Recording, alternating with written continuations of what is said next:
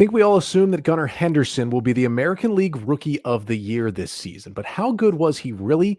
And can he win MVP as soon as next year? We'll discuss all that, plus take a look at Joey Ortiz's first taste of the big leagues coming up on this episode of the Locked On Orioles podcast.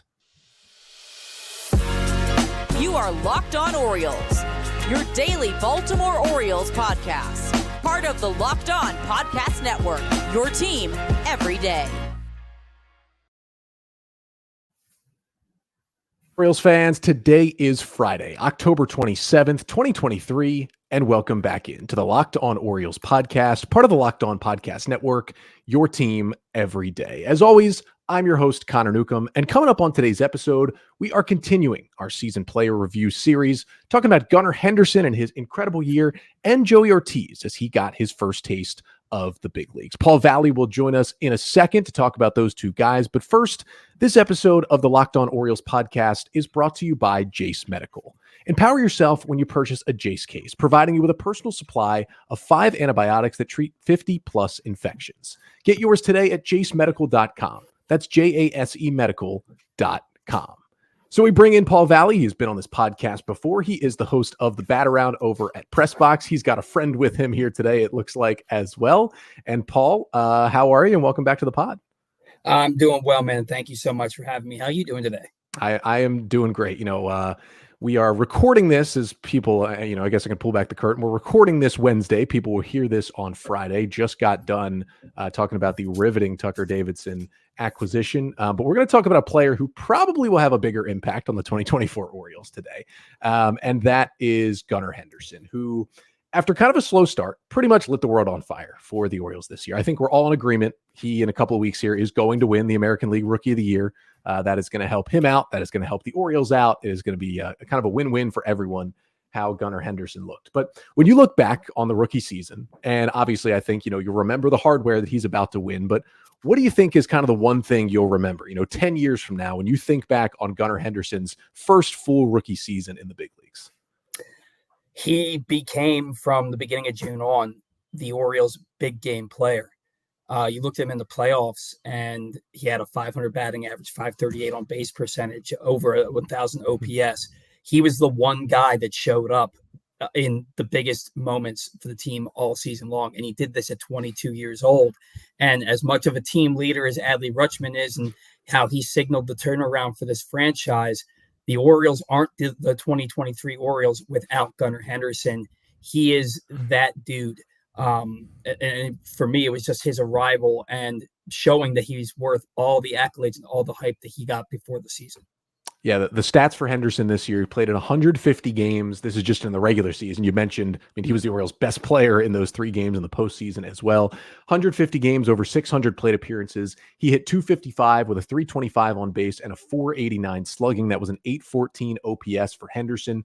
28 home runs on the year, a .123 WRC plus with a 9% walk rate and a 26% strikeout rate. For me, what I'll remember is just kind of like how quickly he flipped the switch when it finally got going for Gunnar Henderson. Like, those first 6 weeks of the season were not very good. Now, he was still walking a lot, and it was very weird. He had like a 20% walk rate. He had an on-base percentage of .341 through May 12th. .341, that's pretty good OBP for a big league player. Except he was except he was hitting .170. He had a .310 slugging in that time. And he just looked off in that stretch. And then all of a sudden, May 13th, I think he had like a 1 for 3. And he just went on like an 8 or 9 game hitting streak after that. And after May 13th, .274 average, .528 slugging, .131 WRC plus. He was a completely different player after that time. And I think his season splits, Paul, are just so weird because he was like, you look at him in those first 6 weeks and you're like, he can't hit anything, but man, he's walking a ton. And then down the stretch, he only had a 6% walk rate after May 12th, but he actually became, although his on-base percentage lowered, everything got astronomically better. And I think this is kind of what like Orioles fans talked about, and I kind of wanted to get your thought on this, but like he just needed to get more aggressive.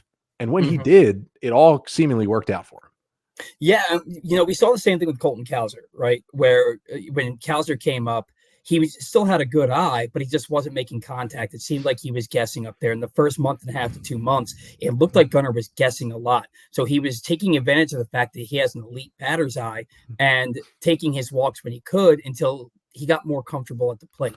And you said from May 13th on, I believe, Yeah, the numbers were about maybe a couple points better from June 1st on. Those were the numbers that I looked at with Gunnar. But the walks went down because he became more aggressive at the plate and he started hitting the hell out of everything. The exit velocities were through the roof.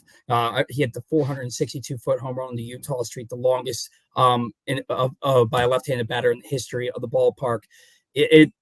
The turnaround was stark. It was absolutely incredible. And the name of the game was really just getting aggressive. And Brandon Hyde kind of called him out on that. At the beginning of the season, he said, I think he needs to be more aggressive up there. I think he's being too passive at the plate. And then almost immediately he started taking better hacks and getting on base by way of the hit rather than the walk. Yeah, it's funny to look into like the swing decision and plate discipline numbers because it's like, it's so weird to just say swing more is what got Gunnar Henderson to break out this season. But it literally was swing more. In those first 6 weeks that I talked about through May 12th, he was only swinging at 60% of the pitches he saw in the strike zone. That hopped up to 72% for the rest of the season. He was only swinging overall 38% of the time first 6 weeks, went up to 50% for the rest of the season. He was literally just swinging more. And the cool thing was his swing and miss rate stayed the same that entire time. So even though he was swinging way more and he was swinging at more pitches in the zone, he was swinging at more pitches out of the zone too, he wasn't missing more. So it's so funny to just see a player that good. And it's just like, just swing more. Like when you swing, you will do damage. And that's exactly what he did. And what also impressed me about Gunnar Henderson is how consistent he was once he kind of figured it out. I mean, that month of June was insane. We all remember what he did in June. He was one of the best players in baseball. But July, August, September, his numbers were almost identical in all 3 months. They were all good. And that's also why he's going to win this Rookie of the Year award, because he found it and he just stayed consistent. And you could rely on him pretty much every night to get a big hit for the Orioles. Well, yeah, and give credit where credit's due also. I think that the hitting coaches and Brandon Hyde had a lot to do with that too. Now, look, it's up to the player ultimately to go out and do the job and get it done. But they probably went up to him and they said, look, man, just swing. If you get your pitch, you're going to do damage. And if you don't, we can live with that because you swinging at more pitches means you're putting more balls in play and you're driving the ball a lot more. You can't drive the ball if you're not swinging at it. So credit to them. Ultimately, the credit goes to Gunnar most of all because he's the one who went in there and did it. And, we kind of assumed that he was probably going to struggle a little bit at the beginning of the year because, last year there was no tape on him at the big league level. So he came out, kind of hit the ground running with that big home run in his first game. But you knew the other shoe was going to drop at some point, probably the beginning of this year. But every level that he's been at, that he's played at the next year, he's improved leaps and bounds. So it was just a matter of and being patient with him. How many people were calling for him to be sent down the middle of May.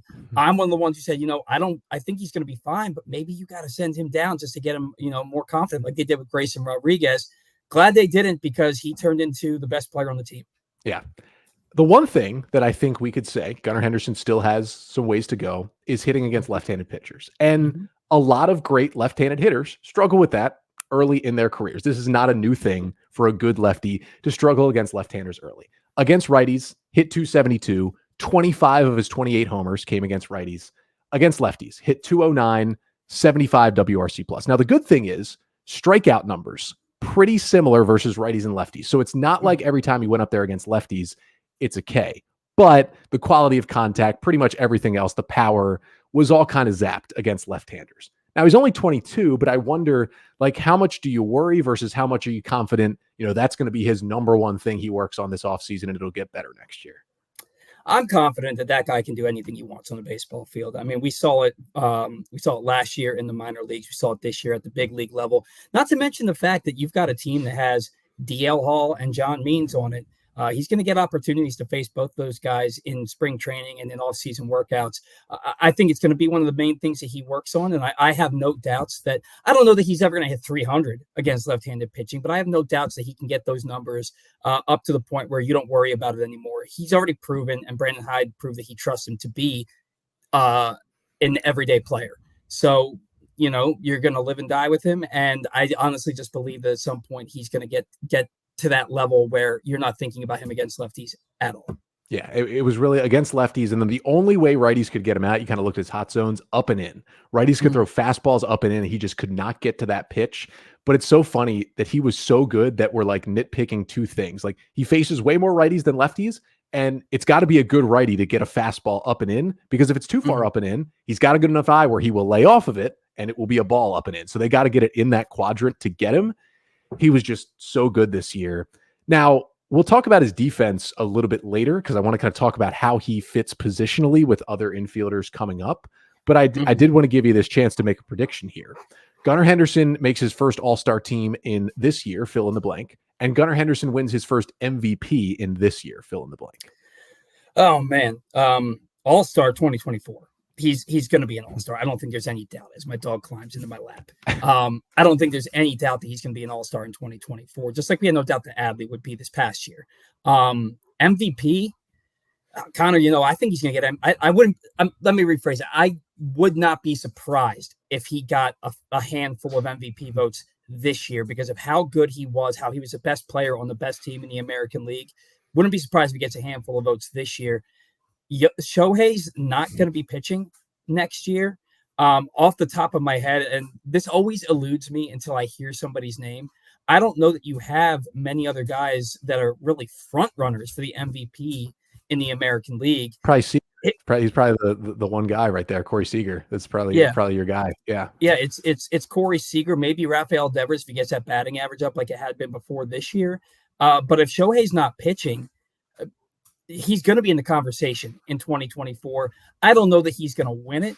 I think it's going to take a repeat performance from the Orioles. And while I think they'll be better overall, I don't know that they're going to have the same record or a better record in 2024. So I'll say he wins his first MVP in 2026.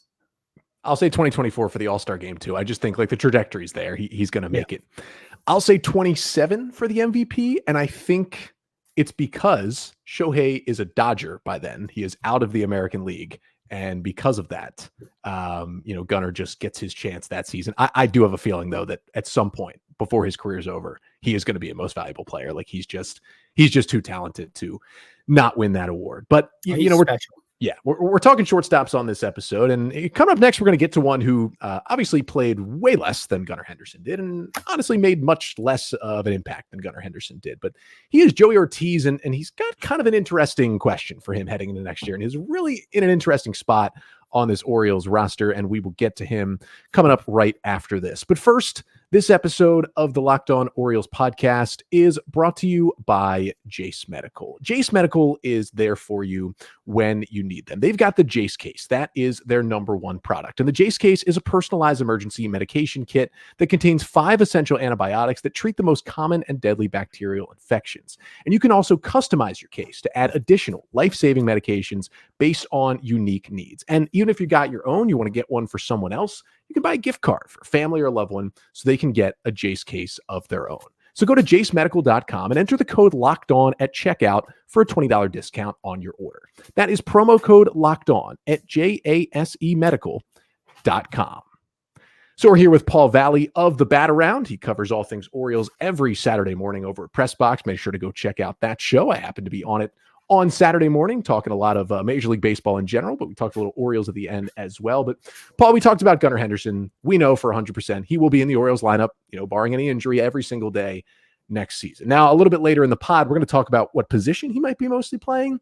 But one guy that could maybe factor into that, maybe not as much as Jackson Holliday, but maybe, is Joey Ortiz, who did get his first taste of the big leagues in 2023. I think he probably played less than people thought he would at the big league level this year. And there was a multitude of reasons for that. But this is, much harder to answer than the Gunnar Henderson, what will you remember from 2023? Because there wasn't a lot of moments for Ortiz at the big league level, but you can include AAA. You can include just kind of the conversation around him.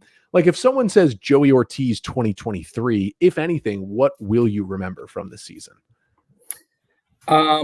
How disappointing it was that he got hurt in spring training, because I think he had an opportunity to get some serious playing time. especially with Jorge Mateo struggling after the first month of the season. I think the injury really impacted Ortiz's ability to stick at the big league level this year. And when he did, when he did get to play, he didn't swing the bat all that particularly well. I think he's got great bat speed, and I think he finds a way to put the bat on the ball more often than not. But he's also one of those guys who takes a little bit of seasoning at each level before he really gets going. I'm getting a little long-winded with a simple question. But yeah, the injury in spring training setting him back, I think really ruined a big opportunity for him. So that's probably what I remember the most. Yeah. And there were a couple injury things. There were some illness things that kept him out, even while he was in Norfolk, like kept him from playing in AAA. Like, even though he only played 15 games at the big leagues, he only played 88 games in Norfolk because he missed some time down there as well. Now, his big league stats, 15 games. It was basically parts of April, May, and June when he was up with the team, and was never playing every day. He was more like in the lineup a little bit against some lefties when they had, Mateo struggling and some guys injured. But he got 34 plate appearances, hit 212, 206 on base, 242 slugging, one extra base hit, right? It didn't really show a lot of power. It was a 17 WRC plus, not very good.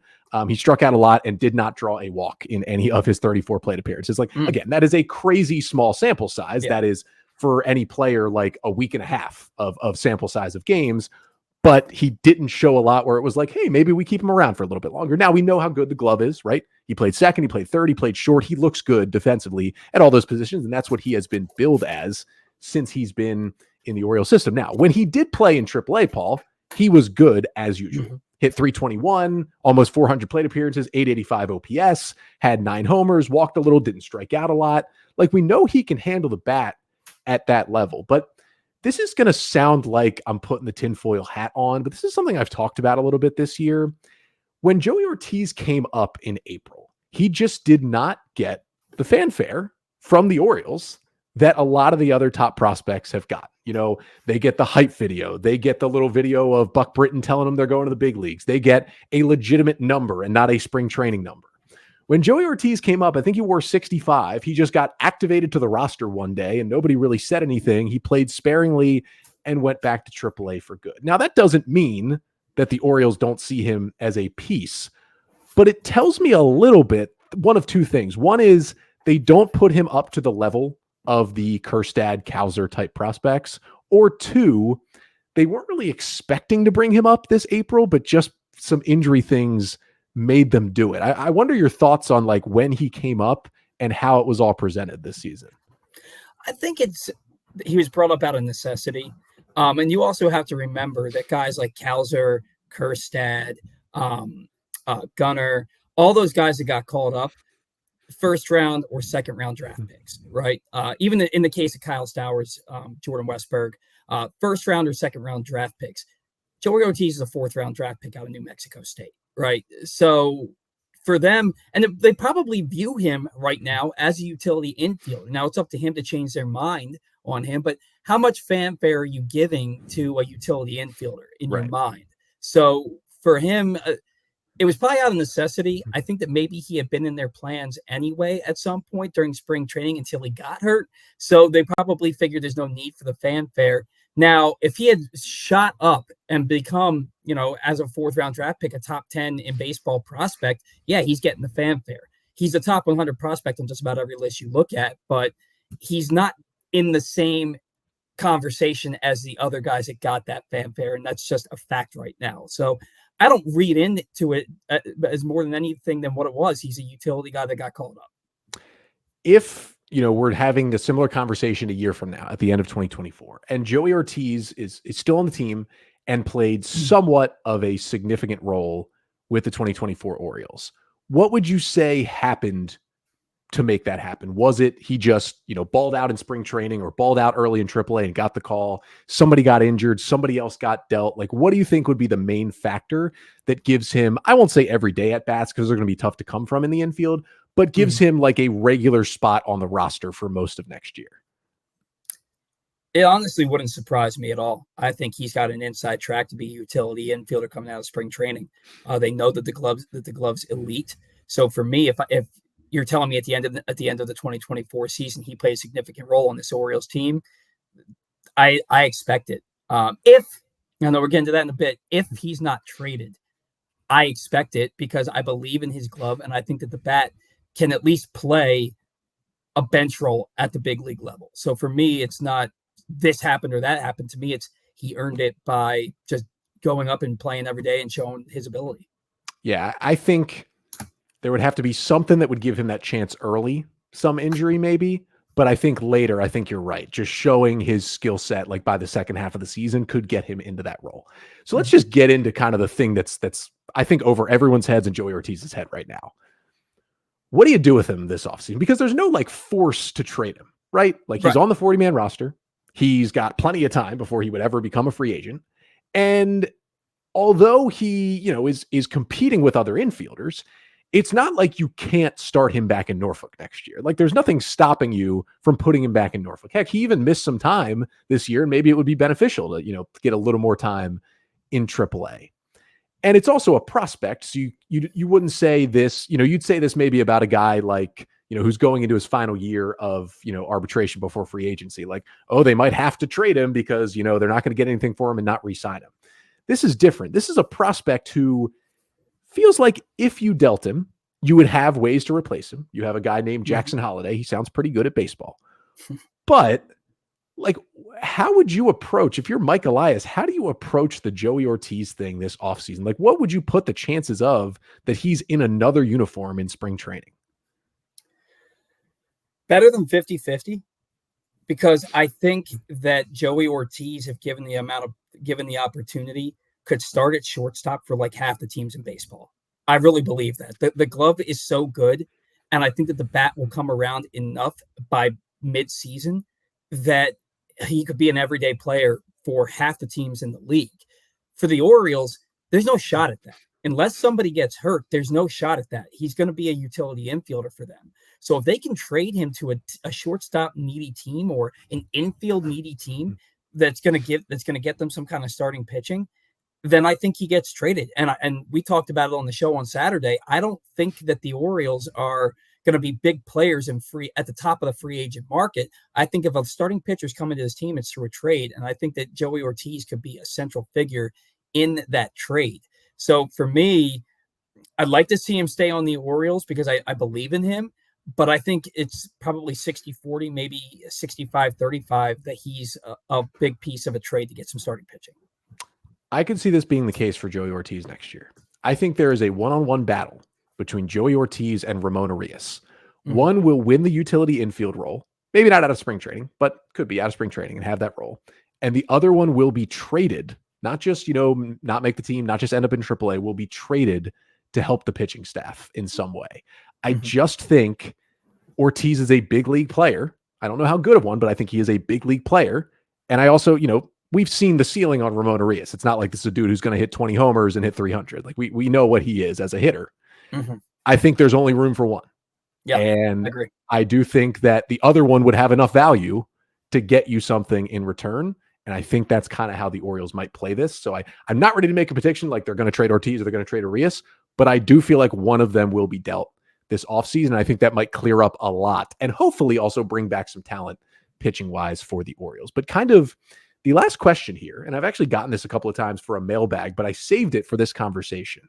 Gunnar Henderson, one of the reasons I think why he wasn't a Gold Glove finalist is because he split time this year between shortstop and third base. And, kind of speaking of shortstop, Joey Ortiz could factor into that position. But coming up next to finish it off with Paul here, we're going to talk about where does Gunnar Henderson play next year? And will he find one role on the infield for the entirety of the season?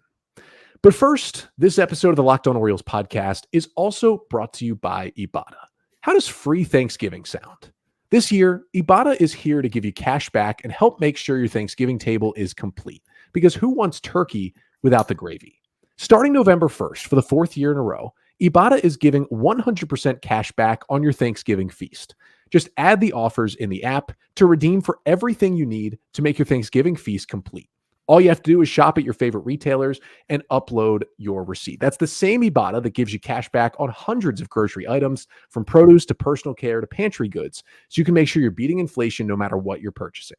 So download the Ibotta app now and use code MLB to get 100% cash back on your Thanksgiving dinner starting November 1st. Just go to the App Store or Google Play Store and download the free Ibotta app and use code MLB. That's IBOTTA in the Google Play or App Store and use code MLB. So we're back here with Paul Valle. He is the host of the Bat Around over at PressBox. Him and Zach Goodman, who will be on this podcast next week, talk all things Orioles every Saturday morning. And Paul, I want to finish out this kind of Gunnar Henderson and Joey Ortiz 2023 season conversation by also looking forward to 2024.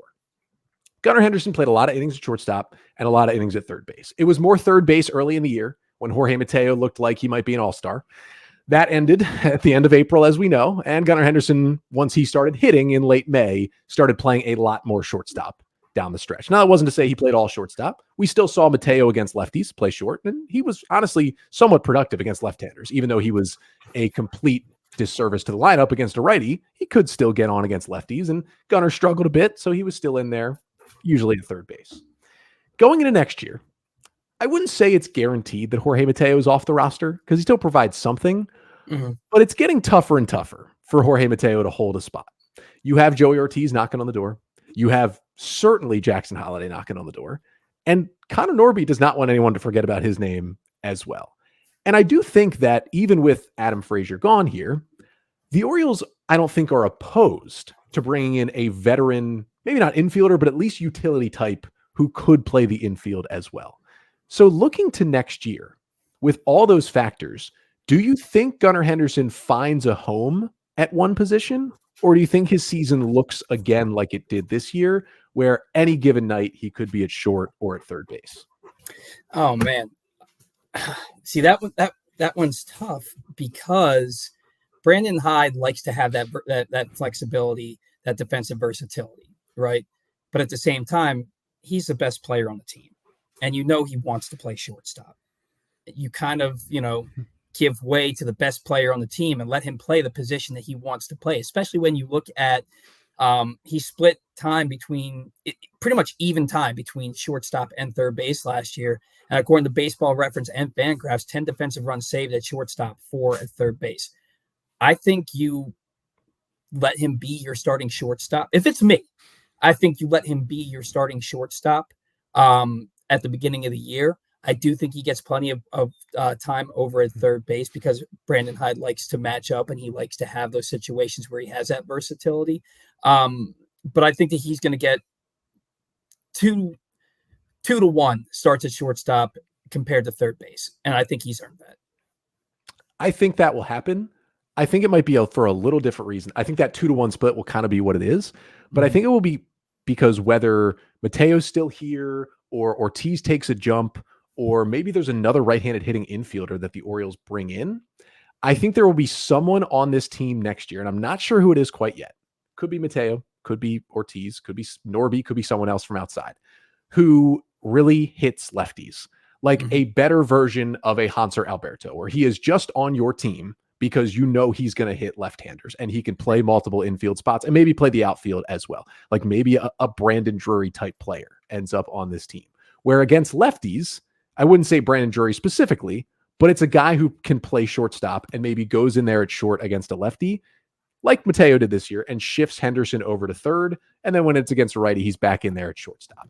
I do think, though, by the end of the year, a player like that is not going to be like an everyday player.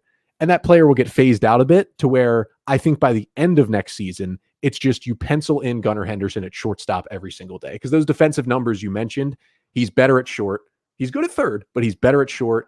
He got through some of those throwing issues he was having early in the season, and he was just like locked down, scooping everything up, making the great plays, making the easy plays at shortstop. And I think the end of this conversation is just like, he's going to be on this team. He's going to be in this lineup every day. He's going to play shortstop. He's, it's hopefully Manny Machado 2.0, except one that sticks around for more than the rookie contract and stays healthier as well. But it's just incredible to have Gunnar Henderson on this team. And it's great that the question mark going into next year is not, can he take a step forward? It is, will he play more short or third? He'll be good either way, but will he play more short or third? But Paul, thank you so much for joining me on this episode to talk a lot of Gunnar Henderson, but a little Joey Ortiz as well, because we know he certainly could be a piece of this team next year. Before we go, just kind of let everybody know where they can find you and specifically where they can find the show. If you're watching, the Twitter handle is right down there at Paul Valle III. If you're listening, at Paul Valle III, it's at Paul Valle III on Twitter. We're on the bat around every Saturday from 10 a.m. to noon at Pressbox. You can find us on PressBoxOnline.com/radio, Facebook.com/PressBoxSports, or YouTube.com/PressBoxOnline. Pressbox Sports. So we're accessible. We're always around. You can find us pretty much anywhere you get your podcasts and pretty much anywhere you want to try to find us online otherwise. So that was Paul Valle of the Bat Around. We thank him so much for joining us. That'll do it for us this week. We'll be back on Monday morning. Little Mailbag Monday episode on the pod. Make sure to get your mailbag questions in. You can email us, lockedonorioles@gmail.com. You can leave them in the YouTube comments right here. Make sure to like, comment, and subscribe. You can also tweet us at LockedOnOrioles with those mailbag questions. Back to answer those questions on Monday's episode. But until then, I'm Connor Newcomb, and this has been the Locked On Orioles podcast, part of the Locked On Podcast Network. Your team every day.